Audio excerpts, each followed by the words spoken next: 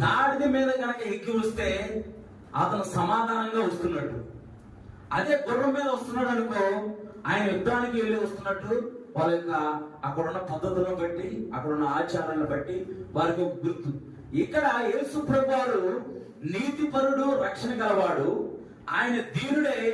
ఎవరిని ఎన్నుకున్నాడు అంటే తునీకరించబడిన నీచమైన దాన్ని, మాట వినని దాన్ని, ఏమాత్రమో లోపడిన దాన్ని ఆయన ఎన్నుకొని దాని మీద ఆయన ఎక్కి యెరూషలేము పట్టణానికి వస్తున్నాడు.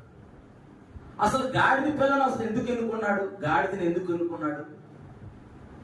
ఆయన తునీకరించబడిన వారి వద్దకే ఆయన వచ్చే దేవుడు. అందుకే యేసు ప్రభువు అంటారు, నేను పాపుల యొద్దకే వచ్చాను, నేను రోగుల యొద్దకే వచ్చాను, నీతిమంతుల యొద్దకు నేను రాలేదు.